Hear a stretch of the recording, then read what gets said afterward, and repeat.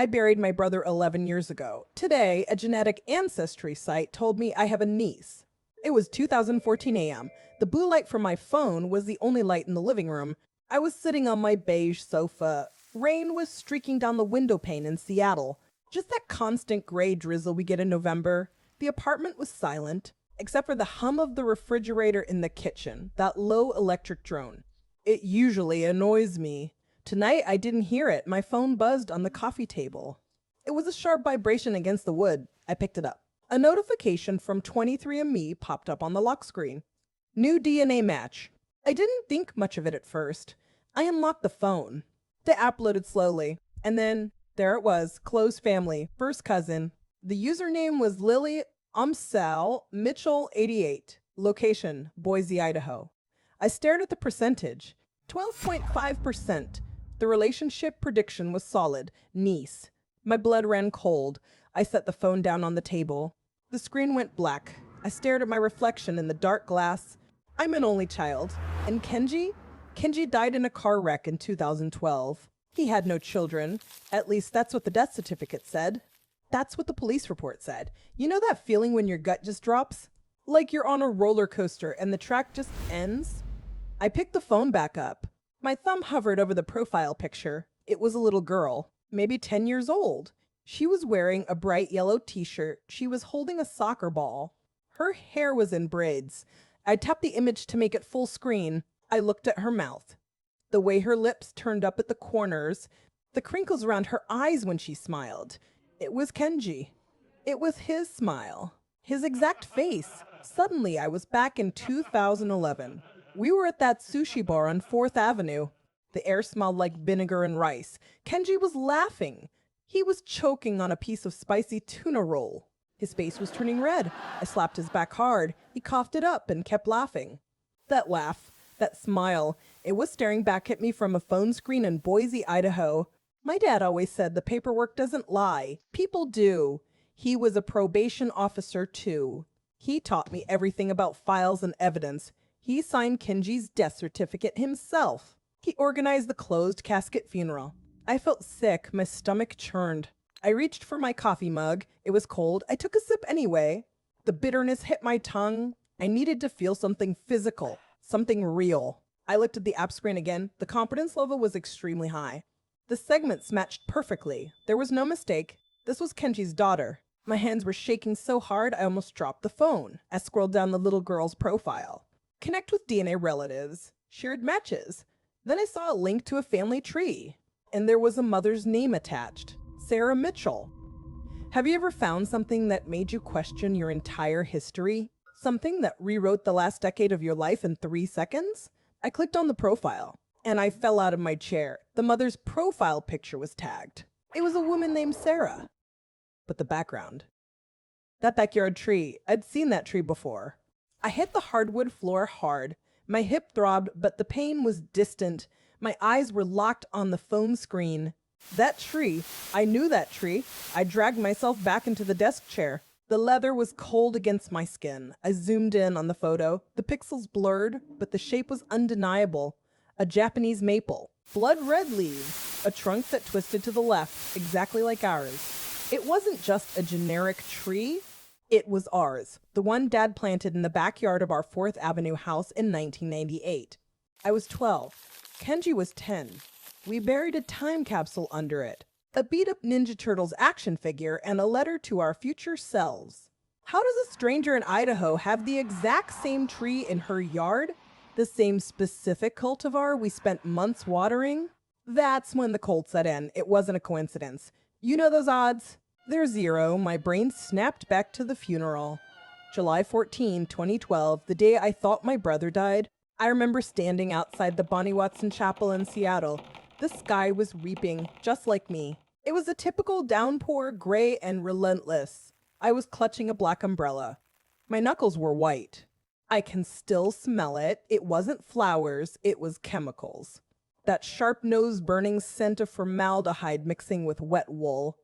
It turns my stomach even now, just thinking about it. I wanted to see him. I needed to see his face one last time, but Dad walked the aisle. He stood in front of the chapel doors like a sentry. He looked terrifyingly calm. "He's gone, Emmy," Dad said. His voice was flat. No tremble. "There's nothing for you to see in there. It's better this way. We didn't even have a body to bury. Not really. Just a brass urn on a table." Later at the house, I reached out to touch it. I just wanted to feel some connection to him. Dad grabbed my wrist. His grip was iron tight. It actually hurt. He yanked my hand away from the urn. He hissed, "Don't touch it. It's not a toy." I pushed myself off the floor. I couldn't sit there anymore. I walked to the hall closet. I pulled down the heavy plastic box from the top shelf.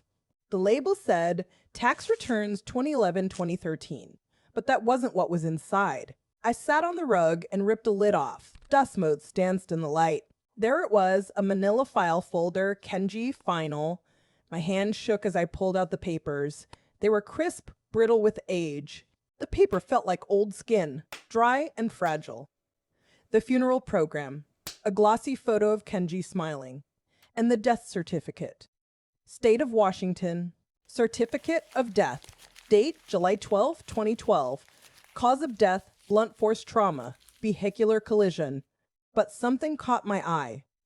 Cremation authorization, signed immediately. The police report mentioned they wanted an autopsy. The toxicology screen wasn't back yet, but the authorization was signed the very next morning.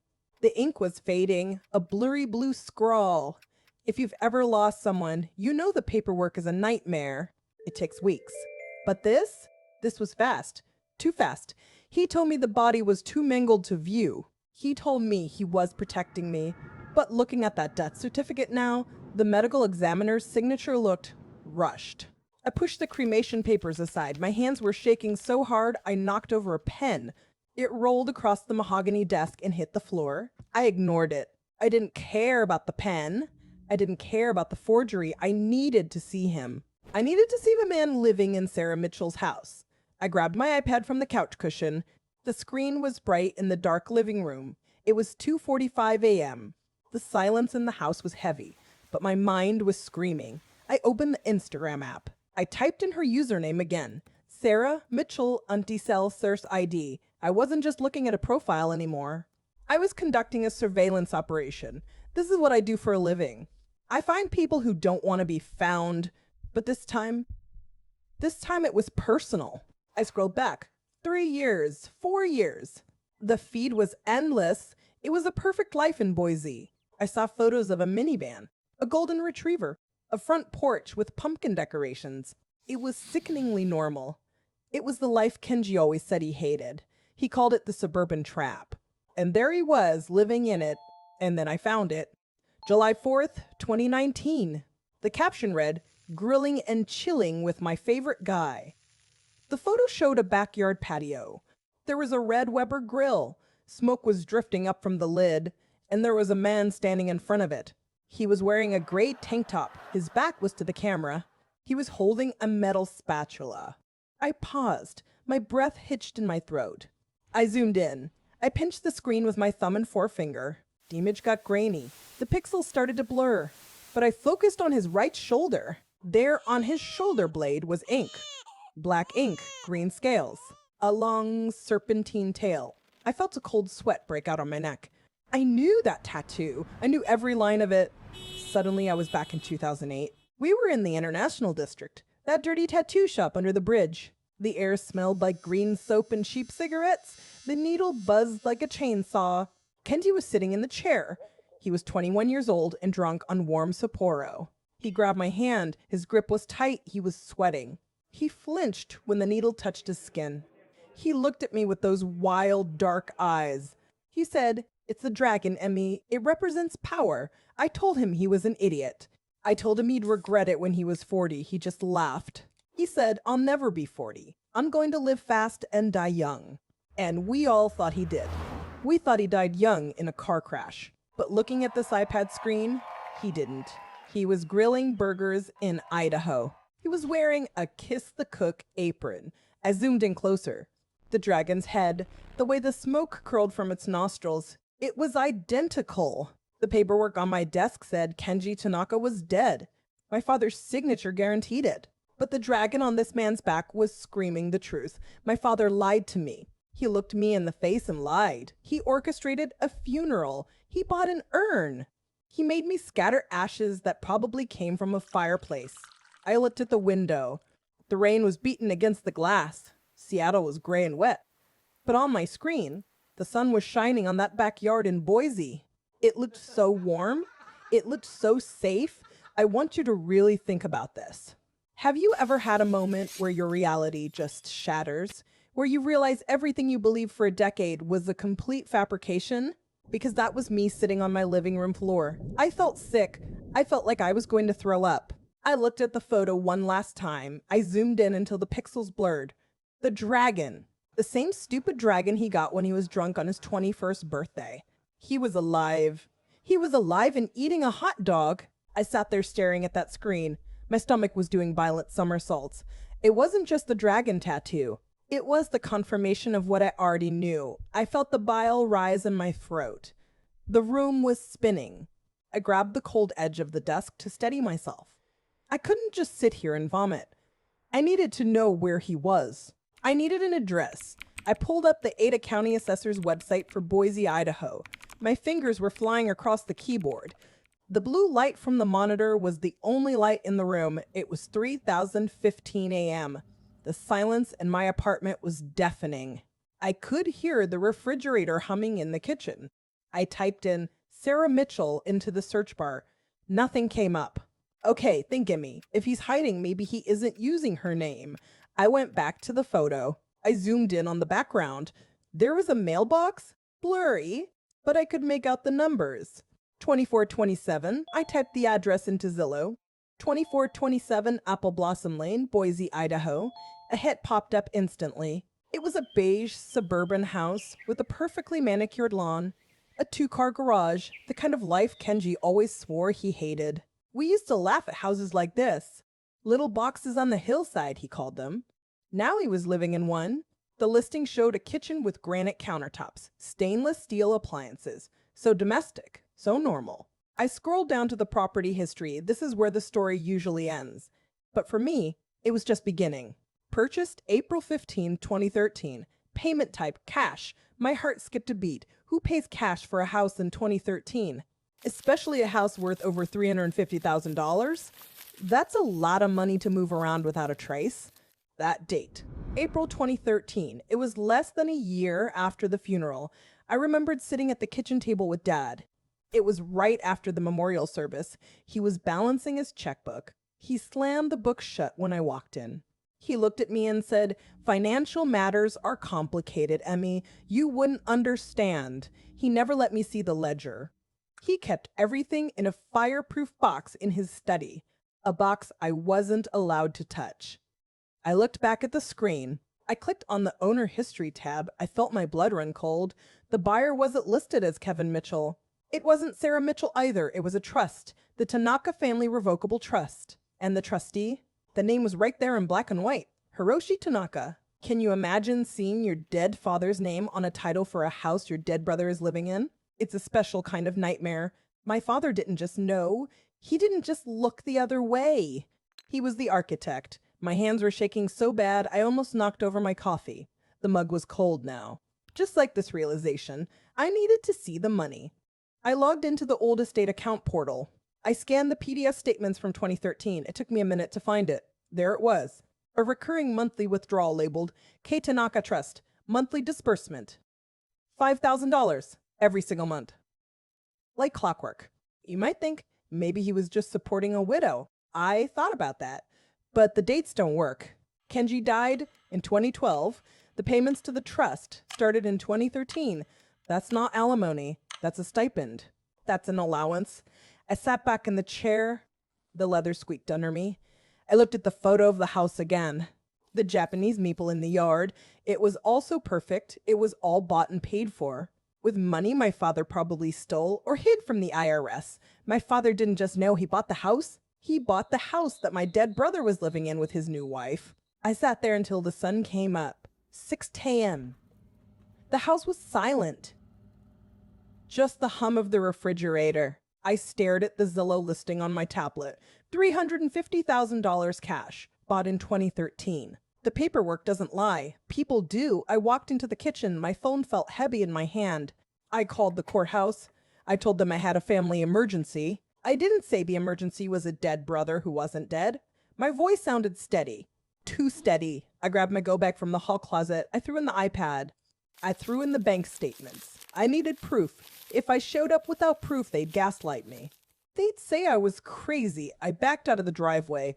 The tires crunched on the gravel. The morning mist was thick. I merged onto I-90. The Seattle skyline was in the rearview mirror.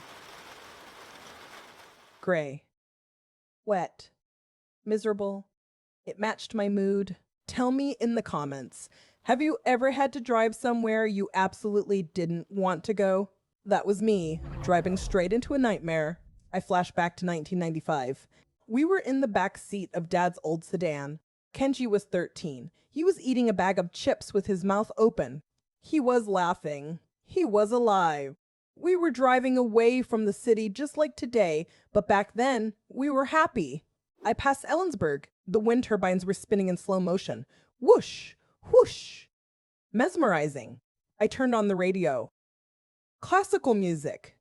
It felt appropriate, like a funeral procession. Just for one, the scenery shifted. The evergreens disappeared. Replaced by brown scrub brush, it looked like a different planet. My phone lit up on the dash. Google Maps. Arrival in Boise, 4:45 p.m. Weather sunny, 82 degrees. The temperature gauge in the car climbed. 70 degrees, then 75, then 80. I rolled down the window. The air was dry. It smelled like dust and sagebrush. Not like the ocean. Not like Seattle. My brain was racing. Why Idaho? Why a suburb? Kenji hated suburbs. He called them prisons for people who gave up. Now he was living in one, funded by our father? It made me sick. I want to know what you think. Was he forced into this, or did he choose it? Because I still can't figure out if he's a victim or a villain. I crossed the Snake River. The water was blue, too blue. It looked fake. I hit the Boise city limits. The traffic got heavier, SUVs, minivans, normal people living normal lives. It made my skin crawl. The sun was shining so bright it hurt my eyes. It felt offensive.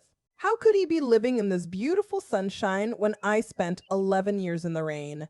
You know that feeling when you drive into a neighborhood and it just feels too quiet? I turned onto Apple Blossom Lane. The pavement was still warm from the Idaho sun. It felt like driving onto a movie set. Too perfect. Too staged. 2427 was staring right at me. A beige two-story with white shutters. I parked my sedan 3 doors down. I killed the ignition. The air conditioning died instantly. The silence rushed in to fill the void. I looked at the passenger seat. My go-bag was there. The Zillow printout was on top.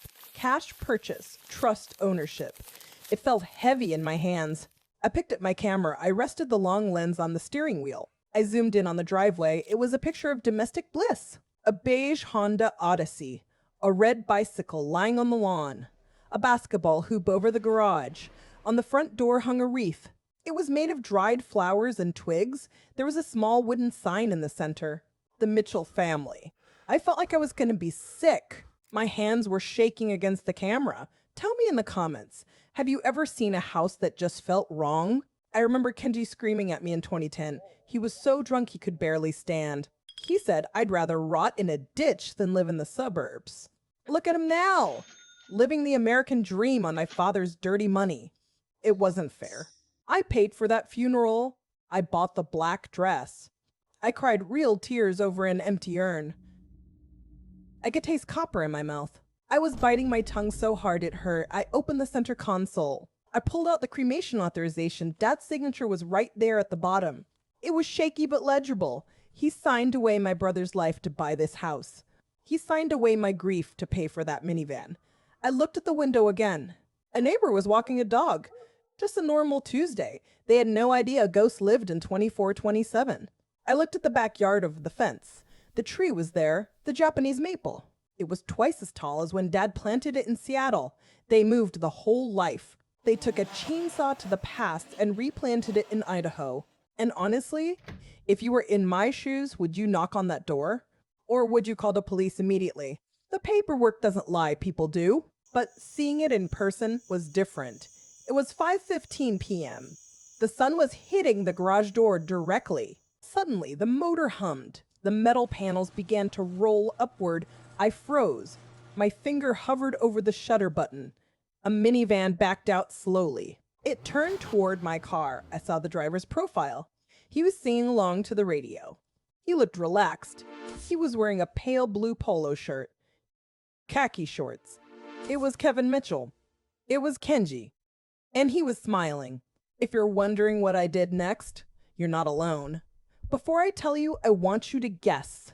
Drop a comment below with your prediction, because I promise you, nobody saw this coming. The Honda Odyssey turned right at the light. I slammed on my brakes. The car behind me honked.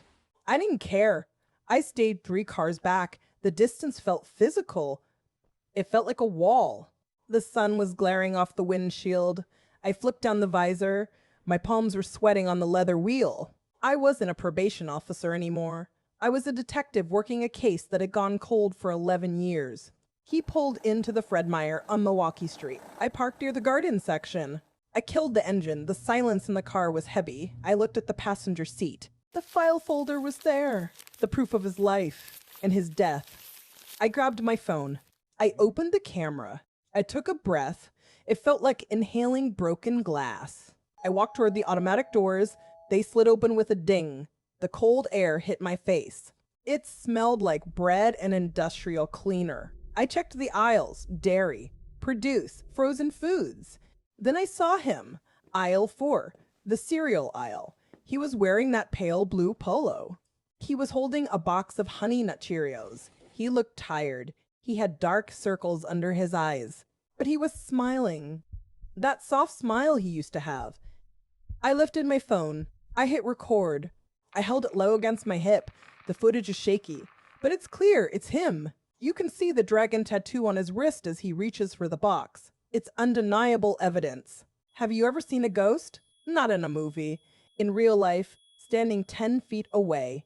It breaks your brain. It splits your reality in 2. I remember 2004. I was sitting on the floor of our apartment. I was crying because Mark dumped me. Kenji sat down on the rug. He didn't say much. He just handed me a tissue. He said, "He's an idiot, Emmy. He protected me. He was my big brother. Now look at him, buying cereal for a daughter named Lily, a daughter he stole from me." I started walking down the aisle. My heart was hammering in my throat. Thump, thump, thump. I was going to do it. I was going to expose him. Right there in front of the Lucky Charms. He turned his head. He looked right at me. Our eyes locked for a second. I swear to God they did, but there was no flash of recognition. There was no shock. He just looked at me like I was a fixture, a display case. Maybe I looked different. I'm 47 now. I'm not the 26-year-old girl he left behind in Seattle. Or maybe he just forgot me. He put the cereal in the cart. He turned back to the little girl. "Pick one, Lily," I heard him say. He pushed the cart forward. He moved past me. I stopped breathing. The smell of his cologne wafted past me. Sandalwood. It was the same scent Dad wore. It made me want to scream. He walked right past me. He didn't even flinch. I was his sister. I was his blood. And I was just a stranger in the cereal aisle. I checked into a Motel 6 just off the interstate, room 104. It smelled like stale smoke and cheap lemon cleaner. The air conditioning unit rattled in the wall. A constant clicking sound. It matched the rhythm of my thumping heart. I laid on top of the scratchy bedspread. I didn't take my shoes off. My phone was on the nightstand. Next to it was the manila folder. The folder with Kenji's death certificate, the cremation authorization, the paperwork that defined my last 11 years. I closed my eyes. All I saw was his face in that cereal aisle, the sandalwood cologne. The way he looked right through me. Have you ever had a nightmare you couldn't wake up from? That was my life, and it was happening in broad daylight. My brain wouldn't stop replaying the last time I saw him, before the funeral, before the lies. It was June 2012, Dad's living room in Seattle. Kenji was screaming. He was pacing back and forth on the Persian rug. He picked up a blue ceramic vase. He threw it against the wall. Shards of porcelain flew everywhere like shrapnel. I remember the sound, a sharp crack, like a gunshot. Dad just stood there, stoic. like a statue in a suit. Then the silence in the motel room was broken by a notification. My email dinged. A bank alert. It was a monthly reminder. The trust payment, $5,000, automatically drafted to an account in Boise. I sat up. The clock on the nightstand read 2:15 a.m. I couldn't stay here.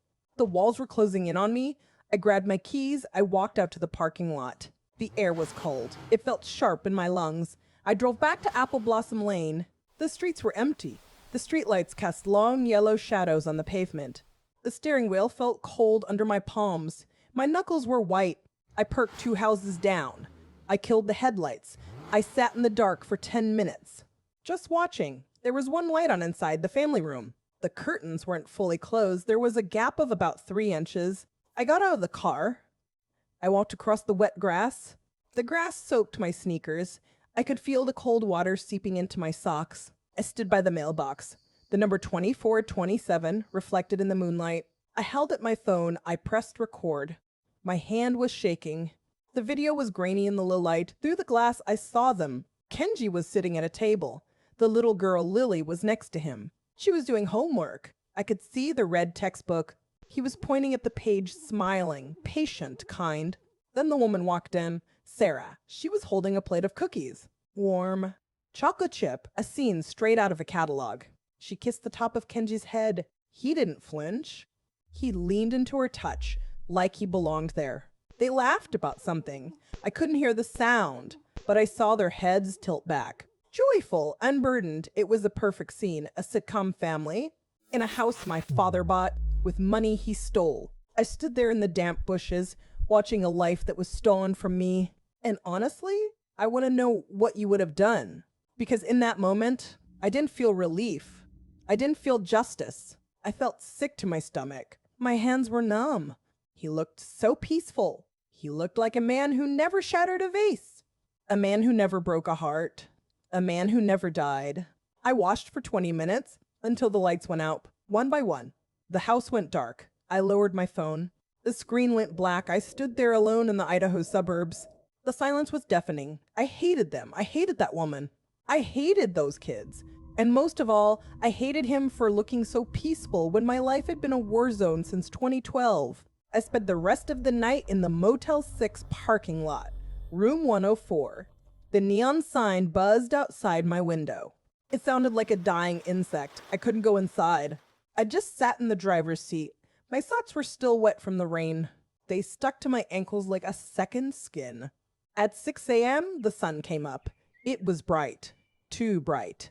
It washed out the sky in a sterile white. I looked at my reflection in the rearview mirror. My eyes were red. My hair was frizzy from the humidity. I looked like a crazy person. Maybe I was. I started the car. The engine coughed, then turned over. I drove the 5 miles back to Apple Blossom Lane. The radio was off. I just needed the silence. I needed to hear myself think, but my thoughts were just static. I turned onto the street. The neighborhood was waking up. A blue Toyota Camry backed out of a driveway. A jogger in a gray sweatsuit ran past me. It all looked so incredibly normal. It made me want to scream. I parked directly in front of the mailbox. Number 2427, the box was painted white. Fresh paint. There were weeds growing in the cracks of the sidewalk. Even the weeds looked manicured. I stepped out of the car. The air smelled like pine needles and wet asphalt. I walked up the driveway. The gravel crunched under my boots. The Honda Odyssey was parked there. The side door was open. Inside, I could see a stray soccer ball, a pink Nike ball. I walked onto the porch. There was a wreath on the door, dried flowers, a fake welcome sign. I stood right in front of the Ring camera. I knew the lens was watching me. I looked right into it. I wanted them to see me. I wanted them to know I was there. I raised my hand. I didn't ring the bell. I knocked. 3 solid raps on the wood. Knock. Knock. Knock. The sound was loud. It echoed through the quiet morning. Inside, I heard footsteps. Fast. Light. Then the lock clicked. The handle turned. The door swung open. It was her. Sarah Mitchell. She looked even younger in the morning light. No makeup. Her hair in a messy bun. She was holding a dish towel. She looked at me, confused. Then she smiled. A polite suburban smile. "Good morning," she said. "Can I help you?" I looked past her. I was scanning the hallway looking for him. I'm here for Kevin, I said. My voice sounded cold, hard, like I was back in the courtroom. Is he home? She hesitated. She clutched the towel tighter. He's in the kitchen, she said. Who should I say is calling? Just tell him it's Emmy, I said. He'll know. She frowned. She turned her head toward the kitchen. Kev, she called out. There's a lady here. Says her name is Amy. From the back of the house, I heard a laugh. A deep, familiar laugh. Yeah, right, he said. Probably selling cookies. Then I heard footsteps. Heavy on the hardwood, coming down the hall. I felt my heart rate spike. My hands went cold. I gripped the strap of my bag. He appeared in the doorway. He was wearing a gray t-shirt, sweatpants. He was holding a white mug. Steam was curling off the top. He was drying his hands on his pants. He looked annoyed. He looked like a man who just wanted his coffee. I'm not interested in whatever, he started. Then he looked up. His eyes found mine. The annoyance vanished. Instantly. He froze. His face went pale. Ghost white. The mug slipped from his fingers. I watched it fall. It seemed to take forever. It rotated in the air. Coffee sloshed over the rim. Then it hit the porch tile. Crash. Ceramic shattered everywhere. White shards skittered across the welcome mat. Hot coffee splashed onto my boots. It soaked into the denim. But he didn't move. He didn't look down. He just stared at me. He took a step back. His hand gripped the door frame. His knuckles were white. He was shaking. Actually shaking. He looked at me like he was seeing a ghost. Emmy, he whispered. His voice cracked. He blinked, like he was trying to wake up from a dream, and then he said the one thing I never thought I'd hear again. Amy, you're supposed to be dead. I froze. The air left my lungs. You can file a report, but you can never really file it away. And the past? It never stays buried. What would you have done if the brother you buried told you that you were dead? Tell me in the comments. Because I still don't know if I'm awake or if this is a nightmare. Hot coffee splashed across my boots, brown liquid soaking into the leather. It burned my skin. Sarah screamed. She jumped back, shielding the kid. Kenji ignored her completely. He just stared at me. His eyes were wide, bloodshot, like he'd seen a literal ghost. He grabbed Sarah's arm. His grip was tight, white knuckles. Take Lily inside, he said. His voice wasn't Kevin's warm baritone. It was Kenji's sharp bark. The brother I buried 11 years ago. Sarah looked confused. She looked at the mess on the porch. But the coffee, she started. Go inside, he repeated. Now. She grabbed the kid's hand. They vanished into the house. The door slammed shut. Deadbolt clicking into place. Silence. It was just us and the broken ceramic on the porch. He pointed a shaking finger at the garage. You, he whispered, come with me. We walked into the garage. It smelled like gasoline and cold cut grass. A Honda lawnmower sat in the corner. Cobwebs in the rafters. He hit the button on the wall. The garage door rattled down. It slammed shut with a heavy final thud. We were trapped in a concrete box. I slid my hand into my coat pocket. My fingers found the record button on my phone. I pressed it hard. A red light blinking in the dark fabric. If you're ever in this situation, do this. Record everything. The paperwork doesn't lie, but people do. He leaned against the workbench. His head dropped into his hands. I'm sorry, he choked out. He was crying. Real tears. Snot running down his nose. I had to do it, Emmy. I didn't have a choice. You have to believe me. It took me back to 2011. Standing in Dad's kitchen in Seattle. Kenji asked me for $5,000. He wouldn't look me in the eye. He shuffled his feet. He said it was for a business investment. I knew he was lying then, just like he's lying now. I stayed quiet. I watched him, professional detachment kicking in. I analyzed his posture. Shoulders hunched forward, weight shifting from foot to foot. Signs of extreme distress. Or a really good actor. Have you ever looked at a sibling and realized they are a stranger? That was this moment. They were gonna kill me, he said. He looked up. His face was red and blotchy. I owed the wrong people. Bad people. He wiped his nose on his sleeve. You know who I mean. He lowered his voice to a whisper. The Yakuza. He mentioned Dad again. Dad knew. He helped me set it up. The trust. The house. The new name. It was the only way to keep us safe. Us. He meant himself and that stolen life. Not me. Never me. I wasn't part of the us anymore. I was just a loose end. I looked at the Honda Odyssey parked next to us, the Mitchell family sticker on the back window, the soccer ball in the trunk, a life built on a grave. He told me he owed the Yakuza. He told me they were going to kill him. I almost believed him. Almost. The coffee on my boot was finally drying, but the burn on my ankle was throbbing in time with my pulse. The recording in my pocket was still running. I could hear Kenji's voice through the fabric of my coat. He was still talking about the Yakuza. He claimed they were going to kill him. I looked past him. I looked at the beige Honda Odyssey.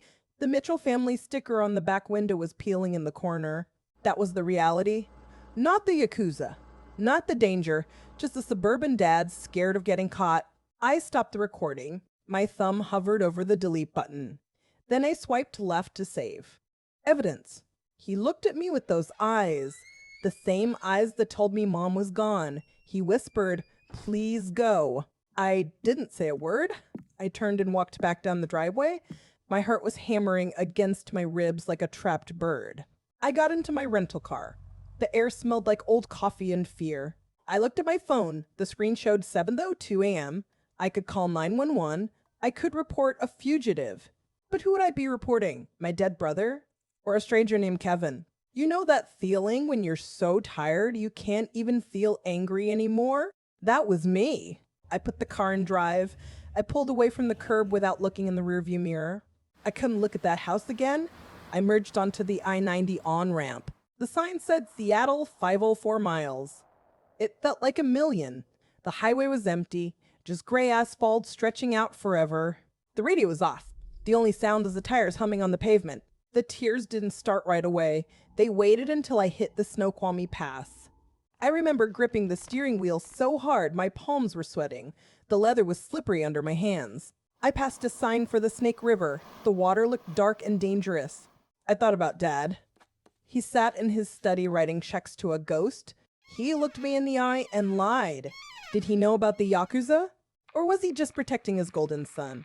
I watched the dashcam footage later. You can see me wiping my eyes. You can see the redness around my nose. I looked pathetic. I looked broken. I remembered the file in my bag, the one with the death certificate. The paperwork doesn't lie, people do. That's what I always say. But in this case, the paperwork was the lie, and the truth was standing in a driveway in Boise. I realized something in that car. Kenji didn't fake his death to save us. He did it to save himself. He left me with the funeral. He left me with the urn. He left me with the grief. He was living in Boise with a backyard and a dog. I was living in a mausoleum of secrets. I wasn't going to be the one to destroy his life. Not again. I went home to mourn him a second time. I stood in my father's study for the first time since his funeral. The air still smelled like him. Old paper and sandalwood. It was 2 a.m. I should have been sleeping. But how could I? Every time I closed my eyes, I saw Kenji's face. That terrified look when he whispered my name. You're supposed to be dead. The paperwork doesn't lie, people do. But this time the paperwork was the lie. I walked to his mahogany desk. The leather chair was still angled toward the window, exactly how he left it. My hand shook as I pulled the top drawer open. Nothing important, just pens, stamps, an old checkbook. I moved to the second drawer, tax returns, insurance policies, bills from 2015. Then I pulled out the bottom drawer. It stuck. Something heavy was lodged in the back. I tugged harder. The wood groaned against the track. I reached inside, feeling along the underside of the drawer top. My finger brushed against something. Cold. Metal. Tape. I flipped the drawer over. There it was. A brass key, taped to the bottom with clear packing tape. A small paper tag dangled from the ring, neat handwriting in black ink. Bank of America, main branch. Box 42012. I'd never seen this key before, not in 11 years. Flashback hit me like a punch. 2010, 2 years before Kenji died. I was standing in the hallway outside this very room. Father was at his desk. He slid something into the bottom drawer, locked it, then he looked up. Check the hallway. Saw nothing, exhaled. I remembered thinking Dad's always been private, but this felt different. This felt like a secret. I pulled the key free from the tape. The brass was tarnished at the edges. Main branch, downtown Seattle. The one on 4th Avenue. You know that feeling when you realize you didn't really know someone at all? I sat there on the floor of his study, surrounded by his secrets, surrounded by lies. First Kenji, now this. What was in that box? More money? More fake documents? Evidence of everything that happened in 2012? Or something worse? My father and I were close. At least I thought we were. After Kenji died, we shared everything. Grief, holidays, Sunday dinners. Amy, you're all I have left, he'd say, usually with a glass of scotch in his hand, tears in his eyes. Now I'm wondering if he meant something else entirely. Maybe I was all he had left who didn't know the truth. I turned the key over in my palm. The metal was still warm from my hand. Bank of America opened at 9 a.m. It was already 3:30. I could go there right now, sleep in the car, be first in line. But I hesitated. You know why? Because once I open that box, there's no going back. Whatever is inside stays real. Whatever I find, I can't unfind it. Have you ever held a key and been afraid to use it? I looked around the room, the bookshelves, the Persian rug, the fireplace where he burned his old files. The room felt smaller suddenly, like the walls were closing in, and this is where it gets really messed up. I checked the tag again. Box 422. Kenji's death was July 12, 2012. The box number. 4. 1. 2. Was I connecting dots that weren't there? Or was my father leaving breadcrumbs? I don't know what's in that safety deposit box. But I know one thing. The man who raised me, the man I mourned, the man I trusted with everything, he died protecting something. And it wasn't my brother's safety. I looked at the key one last time before sliding it into my pocket. The paperwork doesn't lie, people do. But sometimes the paperwork is just the beginning of the lie. Why would he hide this from me? We shared everything after Kenji died, or so I thought. I didn't go home. I couldn't. I just drove straight to downtown Seattle. It was 4 a.m. when I parked across from the Bank of America. The rain was hitting my windshield so hard I could barely see the neon sign. I sat there for 5 hours, just watching the front doors. I drank a cup of cold gas station coffee that tasted like chemicals. My hands were wrapped around the steering wheel so tight my knuckles turned white. The brass key was burning a hole in my pocket. You know that feeling when your body is so tired it starts to hum? Like your nerves are vibrating under your skin? That was me. I just kept staring at that key in the cuff holder. Box 422. I needed to know what my father was hiding, even if it destroyed whatever was left of him in my mind. The sun came up around 5:30 a.m. It was that pale gray Seattle light that just makes everything look sad. I watched the employees arrive in their uniforms. I watched them sweep the puddles off the sidewalk. I felt like a predator waiting in the tall grass. But I wasn't a predator. I was the victim. I just didn't know how bad it was yet. Finally, at 9:01 a.m., the bank lights flickered on. I grabbed my bag and walked across the wet pavement. My boots squeaked on the marble floor inside. The teller looked tired. She didn't ask why I looked like a zombie. She just took my ID and the key. "Follow me," she said. We walked into a small room with a heavy door. It smelled like old paper and cleaning solution. She slid the metal drawer out. There it was, a gray metal box, number 42012. She left me alone. The silence in that room was deafening. I put the key in the lock. My hand was shaking. I turned it. Click! I lifted the lid. There was no cash, no diamonds, just a single black leather notebook and a stack of papers held together by a rubber band. I took the papers out first. They were printouts, bank wire transfers, from Hiroshi Tanaka to the Boise Family Trust. And honestly, I want you to guess the date on the first one. Go ahead, take a wild guess. August 2012, 1 month after my brother died. I started flipping through them. September 2012, $10,000. January 2013, $25,000. Every single month for 11 years. Money flowing out of Dad's account, right into Boise. Into a trust setup for Kevin Mitchell. I grabbed a pen from the counter. I started doing the math on the back of an envelope. I couldn't breathe. The numbers just kept getting bigger. 300,000, 350,000. It wasn't just the monthly stipend. Dad was buying cars, paying property taxes, buying furniture. I remembered the Honda Odyssey, the Weber grill in the backyard, the house itself. Dad paid for all of it, every single brick of that happy suburban life. He drained his own savings accounts. He liquidated stocks. I remembered him telling me the market was bad. He told me he had to tighten his belt after he retired. He lied. He wasn't losing money. He was giving it away to a ghost. If you've ever been stolen from, you know this feeling.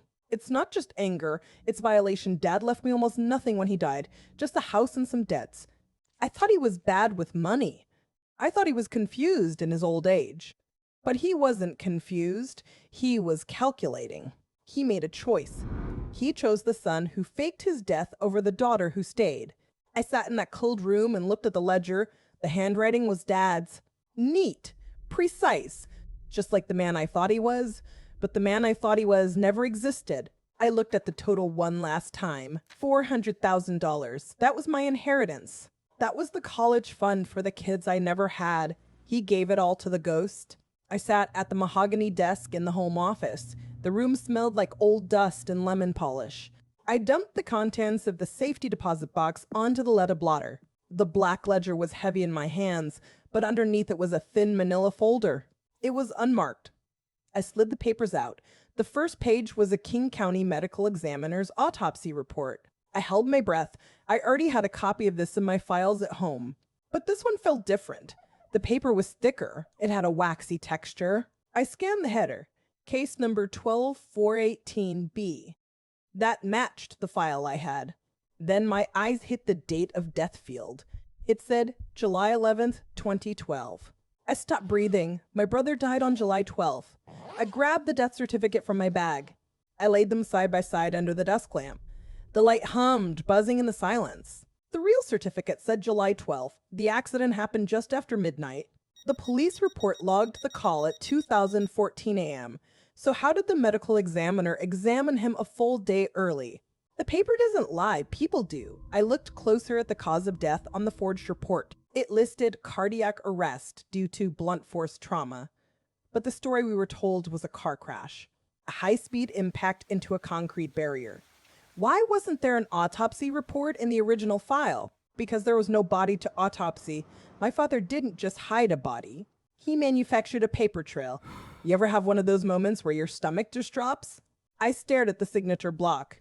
It read Dr. Arthur P. Milligan. I pulled up the King County website on my phone. I searched for medical examiner records from 2012.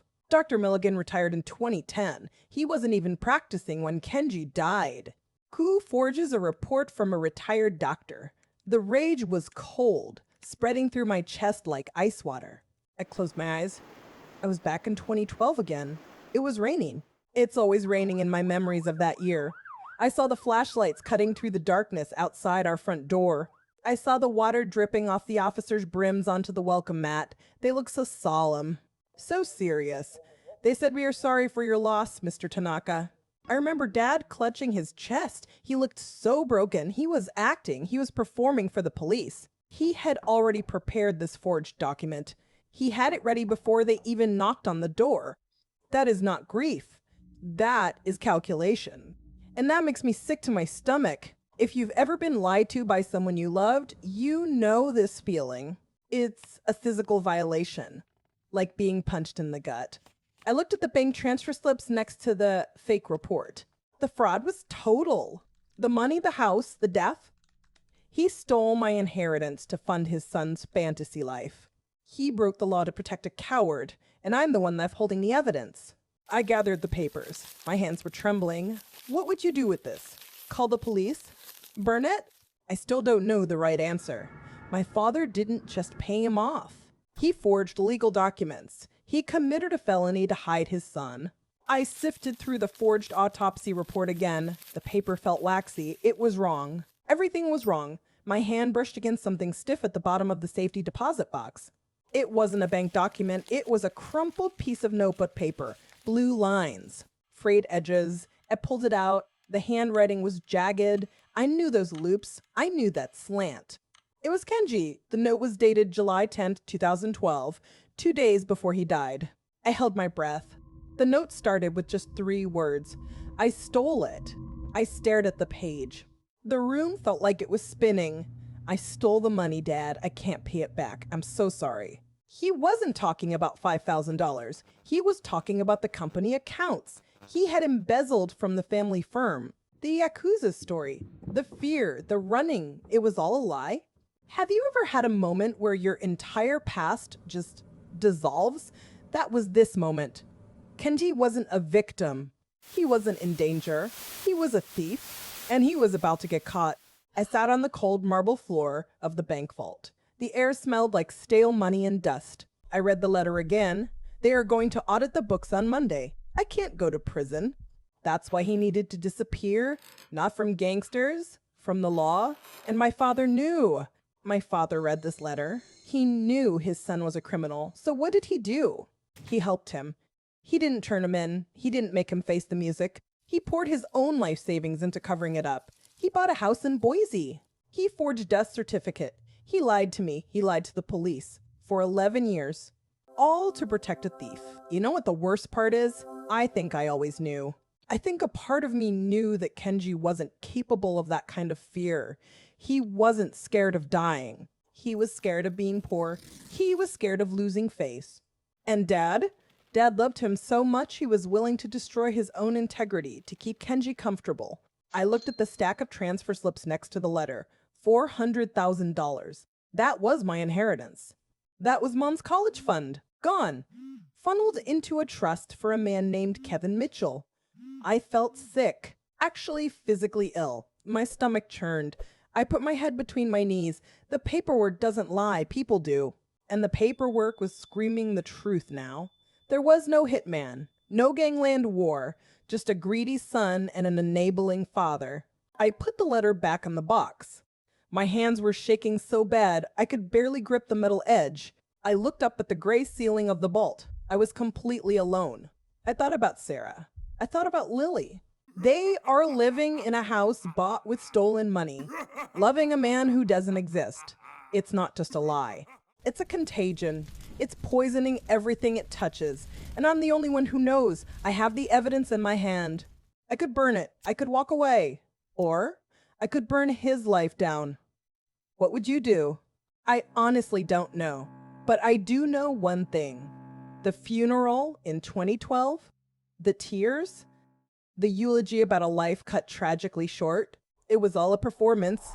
Kenji wasn't running from gangsters. He was running from prison. And my father helped him cover up a theft. I walked out of the bank vault. The air in the marble lobby felt suddenly too thin. I couldn't breathe. The security guard looked at me. I just kept walking. I stumbled into the parking garage on 4th Avenue. The gray concrete walls were spinning. The smell of exhaust and damp concrete filled my nose. I climbed into my Camry. I locked the doors. My hands were shaking so hard, I dropped the keys. They hit the floor mat with a dull thud. I bent down to retrieve them. That was when I saw the crumpled notebook paper on the passenger seat. The blue lines were frayed at the edge. Kenji's handwriting was jagged and dark. It looked just like the notes he used to leave me in 2010. Got the promotion, he wrote back then. He was lying then, too.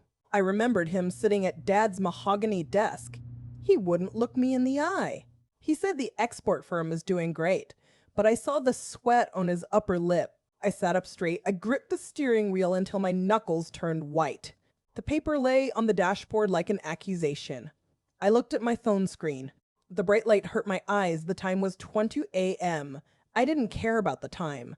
I didn't care about waking Sarah or Lily. I selected the number labeled Idaho House. You know that feeling when your gut is screaming at you, but your brain keeps making excuses? I had ignored that feeling for 11 years. Not tonight. My thumb hovered over the green button. The car was silent except for the engine ticking as it cooled. I pressed call. I placed the phone on the center console. I hit speakerphone. It rang once, twice, 3 times. Each ring sounded like a gunshot in the small space. Hello? The voice was sleepy. It was deeper now, rougher. But it was him. Kevin, is that you? No, Kevin, I said. My voice was ice cold. It's your sister, the one who buried you. The silence on the other end was heavy. I could hear a bed creak. I could hear the soft hum of a ceiling fan. "Amy?" he whispered, his voice cracked. "Please tell me this is a dream. And honestly, I want to know what you would have done, because part of me wanted to hang up right then and just drive away." "I'm at the bank, Kenji," I said. "I have the safety deposit box key. I have the black ledger." I waited for a response, nothing, just breathing. "I know about the audit," I continued. "I know you embezzled $300,000. I could hear him shifting. "I know Dad used my inheritance to pay you back." "It wasn't the Yakuza," I said, cutting him off. "Stop lying to me. There were no gangsters. You just didn't want to go to prison." I heard a sharp intake of breath, then a sob. The sound was raw and ugly. It echoed through the car speakers. "I was scared, Emmy," he choked out. "They were going to indict me. Grand larceny. I was looking at 10 years. I looked at the death certificate in my lap. "So you died instead," I said. "And Dad helped you." I thought about the forged autopsy report, the waxy paper, the retired doctor's signature. They had planned every detail. If you've ever been betrayed by your own blood, you know exactly what I'm about to describe. It's a physical pain. "He was trying to protect the family," Kenji said. "Protect the family?" I yelled. "He stole my future to pay for your lies. He paid for your house. He paid for your Honda Odyssey." He finally cracked. The truth came pouring out like bile. Dad said if I went to jail, the family name would be ruined. He said he'd rather I was dead than a convict. That sentence broke something inside me. If this story means something to you, do me a favor. Hit that subscribe button and turn on notifications. I've got more to tell you. Like this video if you made it to the end. And drop a comment. Tell me what you would have done. I read every single one. I stared at the black screen of my phone. The call had ended. The garage was silent. I felt numb. My hands were gripping the steering wheel so hard my knuckles turned white. It was 2014 a.m. I know because the dashboard clock flickered in the dark. I couldn't just sit here. I had to know. I had to see the source. I opened the car door. The cool air hit my face. It smelled like rain and concrete. I walked to the house door. I didn't go inside. I grabbed my work bag. My probation officer badge was inside, along with my department-issued laptop. I sat on the concrete floor. It was cold against my legs. I opened the computer. The blue light from the screen illuminated the desk notes floating in the garage. I logged into the NCIC portal. My fingers were trembling. I typed my password twice. I had access to national databases. This was a gray area, maybe even illegal. But I didn't care. The rules didn't matter anymore. You ever break the law to find the truth? I was doing it right now. I went to the Oregon State Police repository. I entered the date, July 12, 2012. I narrowed it to vehicle fires. I-84 corridor, Hermiston District. The system buffered, the loading icon spun. It felt like an hour. Then a hit, case file 120744, fatal vehicle fire, stolen vehicle. I clicked the link. My breath caught in my throat. The first photo was of a Honda Civic, or what was left of one. It was blackened, the frame was twisted like a pretzel, the windows were gone. The report listed the VIN. It matched the car Kenji was supposedly driving. But the location was wrong. It was 300 miles east of Seattle. I scrolled down to the occupant section. The words made my stomach drop. Subject, unidentified Caucasian male, approx. Age 45, status, deceased. Kenji was 24. This wasn't him. I felt a chill crawl up my spine. It wasn't just the cold garage floor. I opened the coroner's addendum. It was a scanned PDF. The paper was yellowed. Victim found in driver's seat. Extensive thermal destruction. No identification on person. They identified him as a transient, a drifter, someone nobody would miss. My eyes filled with tears. I couldn't blink. I didn't want to miss a word. Then I saw the next of kin notification. Released to H. Tanaka, relationship cousin, purpose private religious cremation. I slammed my hand on the floor. The pain shot up my wrist. My dad, he claimed him. He claimed a stranger's body. He told the police he was a cousin. He lied to a state trooper. He signed the affidavit, requesting expedited cremation due to religious sanitation laws. It was all a lie, a legal maneuver to hide the evidence. I looked at the time of death on the report. Estimated 11 p.m. July 11th. Kenji was at dinner with me at 8 p.m. that night. He was alive. This man died alone, burning in a stolen car on the side of the highway, while Kenji was eating udon, plotting his escape. They didn't just fake a death, they stole this man's end. They let him burn. Then they put him in an urn and called him Kenji. I felt the bile rising. I turned my head and vomited onto the concrete. I heaved until my ribs ached. The garage spun around me. I wiped my mouth with the back of my hand. I looked at the screen again. The photo of the burned car stared back at me. A coffin of metal. This was the accident. This was the tragedy my dad cried about. He cried for nothing. He cried for a monster he created. They burned a homeless man. They burned a human being just to give Kenji a headstone to hide behind. Paper towels. Bleach. I scrubbed the garage floor until my hands were raw. The smell was sickening, but the alternative was worse. Leaving it there felt like leaving a piece of myself. I couldn't do that. I packed my go bag, the laptop, the ledger, the forged autopsy report. I threw them into the passenger seat of my Camry. It was 3:30 a.m. when I pulled out of the driveway. Seattle was a blur of gray lights and rain behind me. I drove straight through the night. I didn't stop for coffee. I didn't stop to pee. I just kept driving east. The mountains were looming in the dark. By the time I hit the Boise city limits, the sun was starting to come up. It was a pale, sickly yellow. I pulled into a Starbucks parking lot on Vista Avenue. I needed Wi-Fi, and I needed to think. The barista gave me a strange look. I probably looked like a zombie.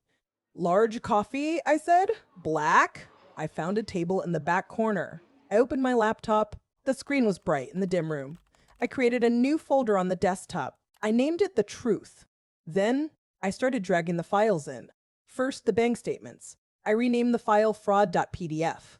Next, the ledger pages showing the stolen money. I renamed that one theft.pdf. And finally, the autopsy report Dad forged, the one with the wrong date. I renamed it fake death PDF. I looked at those 3 icons. They looked so small on the screen. Just a few megabytes of data. But they were enough to burn my brother's life to the ground. If you've ever held a smoking gun, you know what this felt like. It was heavy. It was cold. And it was terrifying. I right-clicked the folder, send to. Compressed folder. I watched the progress bar fill up. Green turning to blue. I closed my laptop. I drained the cup of coffee. It was cold now. I didn't go to his house. I didn't go to Apple Blossom Lane to scream at him. I drove to the Ada County Sheriff's Office on Barrister Street. I parked the car in the visitor lot. The engine was ticking as it cooled down. I sat there for a long time, just watching the front doors of the station. My badge was in my pocket. My phone was in my hand. I opened my email again. I drafted a new message. Subject, evidence of identity theft and insurance fraud. To the attention of the detective division. I attached the compressed file. I typed a short note. My name is Emi Tanaka. I am a probation officer in King County. The attached files concern a resident of Ada County named Kevin Mitchell. My finger hovered over the mouse button. This was it. One click and the lie was over. Dad always said to protect the family name.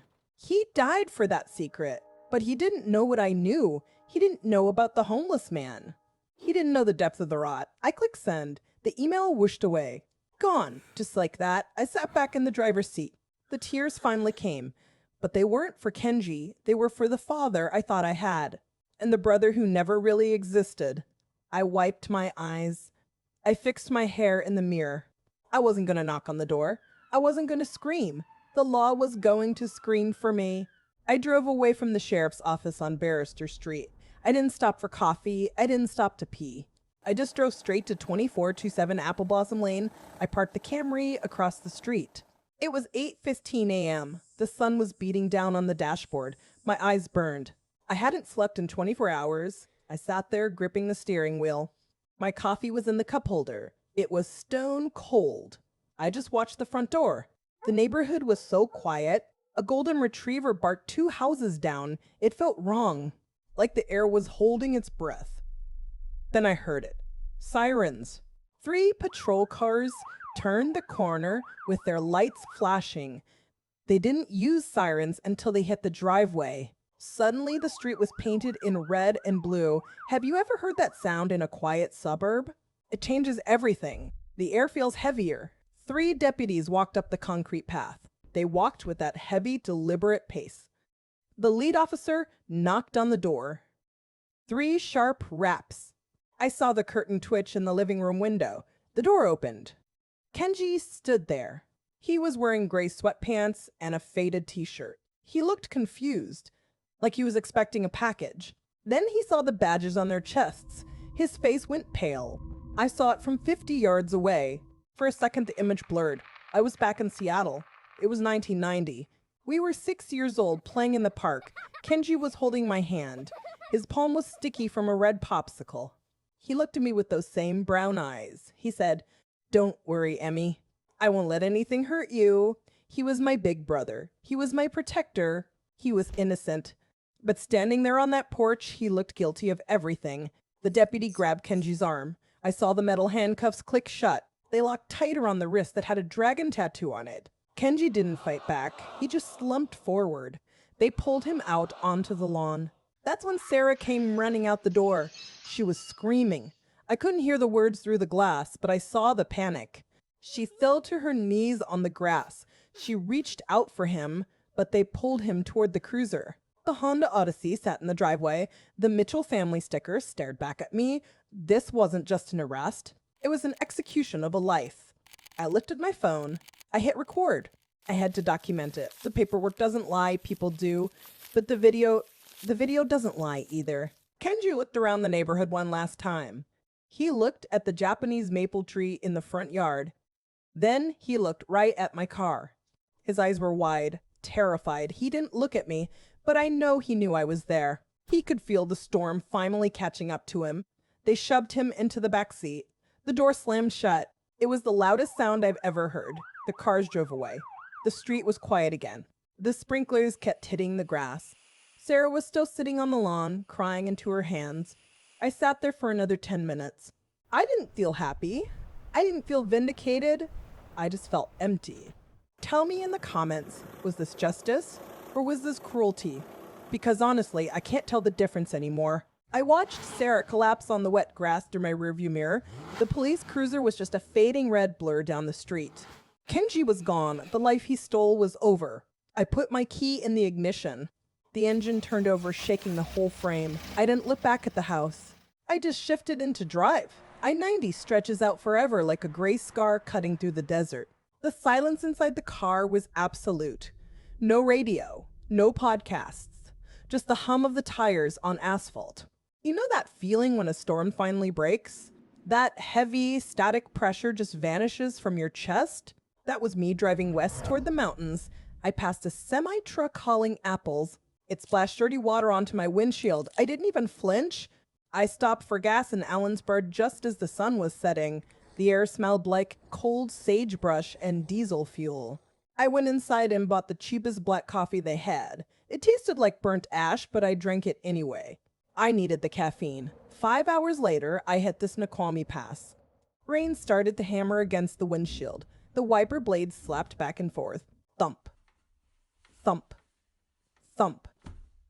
It felt like the city was welcoming me home in its own way. Seattle doesn't forgive you. It just erodes you until you're hard enough to survive. I was ready to be hard again. It was late Tuesday afternoon when I finally pulled up to the gates of Lakeview Cemetery. The tall iron gates were open wide. I parked under a massive dripping cedar tree. The gravel crunched loudly under my boots as I got out. I started walking up the steep, grassy hill. My calves were burning by the time I reached the top. The grass was slick with rain and dark moss. I could see the gray water of the Capitol Hill Reservoir below me, and then I saw it. The Tanaka family plot. The granite marker was black with age and covered in wet moss. The engraving was clear: Kenji Tanaka, beloved son, 1984 to 2012. Beloved son. That word stuck in my throat like a fishbone. He wasn't beloved, he was a liar, a thief, and a coward. I stood there in the drizzle, staring at the cold stone. I realized something strange. There is absolutely nothing under that dirt. No bones, no ashes. Just an empty box filled with my father's lies. 11 years of crying over nothing but air. Have you ever mourned someone who wasn't even dead? It messes with your head. I reached deep into my coat pocket. My fingers brushed against a smooth, round river rock. I picked it up from the bank of the Boise River. It was jagged and gray. I set it gently on top of the headstone, a single stone for an empty grave. It felt more real than the urn ever did. The wind picked up, whistling through the nearby fir trees. Brain started to soak through my blazer, chilling my skin. I didn't care. The paperwork is finally done. The police have the ledger. Kenji is facing actual justice for the first time in his life. Dad's secret is out in the open.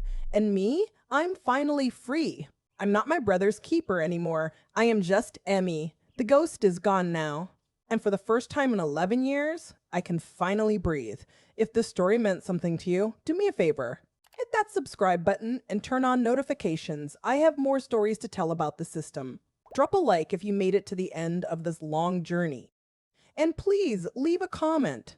Tell me what you would have done in my shoes. I read every single one.